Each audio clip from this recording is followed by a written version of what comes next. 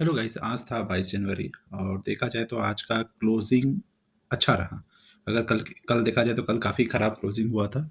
Market आज पूरे दिन निगेटिव साइड रहा, बट क्लोजिंग जो दिया वो पॉजिटिव दिया। अब आज की बात क्या है कि अगर देखा जाए तो ब्रॉडर मार्केट में आज सेलिंग था।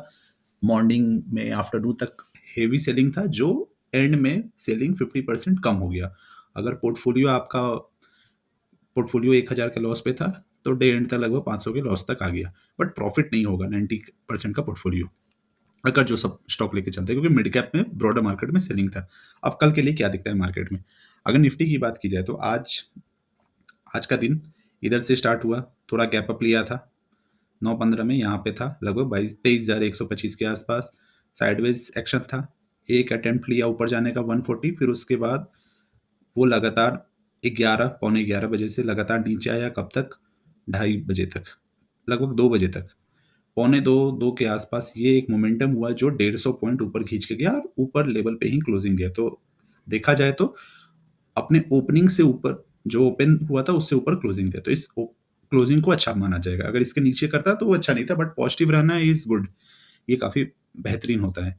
मतलब कि अब आते हैं कल के लिए क्या हो सकता है। कल के लिए जो वॉच करने वाला जोन है, कल एक एक्सपायरी है निफ्टी का, तो एक बड़ा मूव हम लोग सेकंड हाफ में एक्सपेक्ट कर सकते हैं। अगर फर्स्ट हाफ यूएस मार्केट अगर बहुत बड़ा गैप अप या गैप डाउन ना करे उसके कारण, तो फ्लैट ही रहेगा। और सेकंड हाफ में हम लोग एक्सपेक्ट कर सकते हैं एक बड़ा मूव आएगा।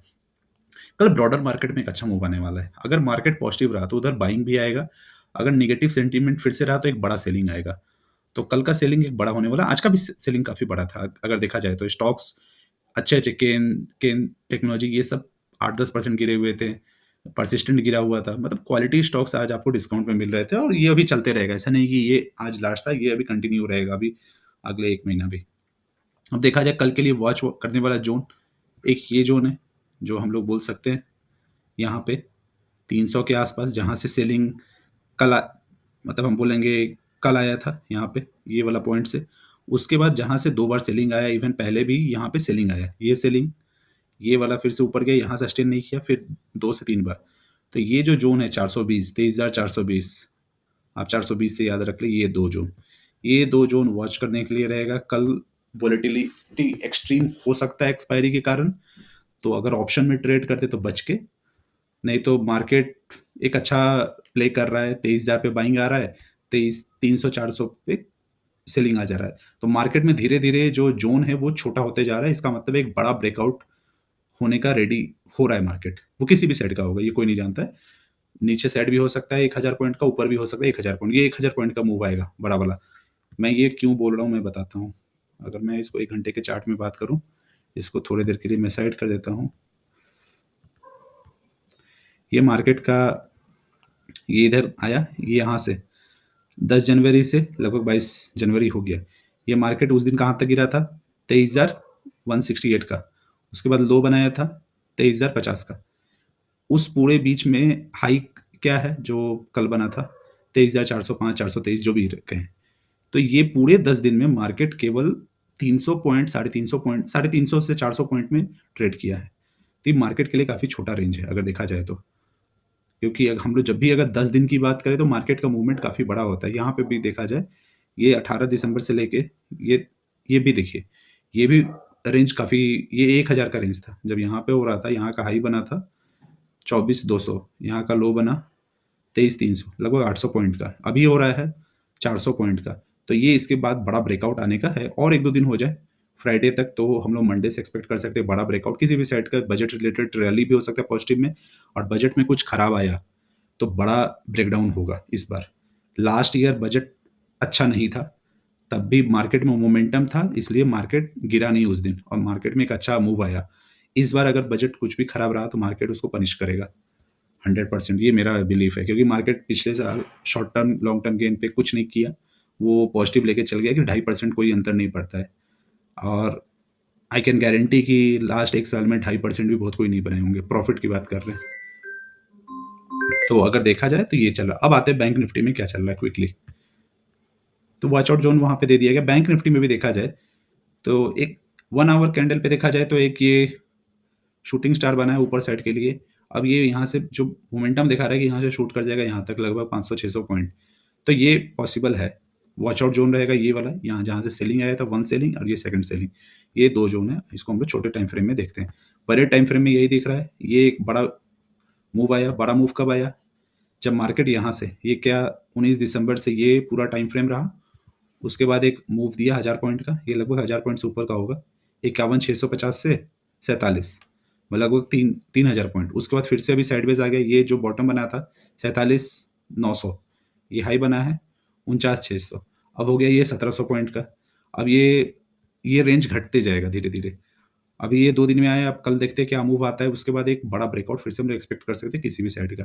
अगर देखा जाए शॉर्ट टर्म में कल के लिए क्या दिख सकता है मार्केट में, मार्केट आज क्या किया, सेम निफ्टी की तरह, ये अगर यहाँ पे बात की जाए 22, यहाँ पे ओपनिंग हुआ,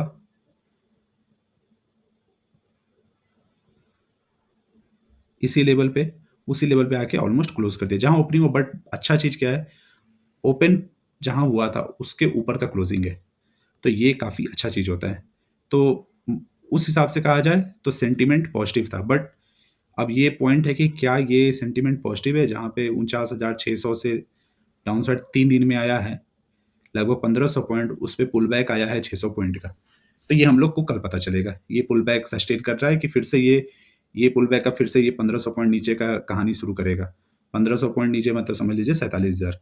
तो कल के लिए वॉच करने का जोन कहाँ रहेगा, पहला तो 49,000, ये वाला जो लेवल है यहाँ पे जो बन रहा है, ये जो यहाँ से फॉल आया था ये एक लेवल बन के आ रहा है, क्योंकि हम लोग फॉल वही देखते हैं कि फॉल पिछले बार कहाँ से आया था, ये एक फॉल का रीजन था।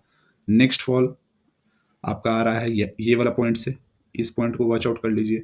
तो 49,200 उसके बाद एक हाई वाला फॉल, वो फॉल।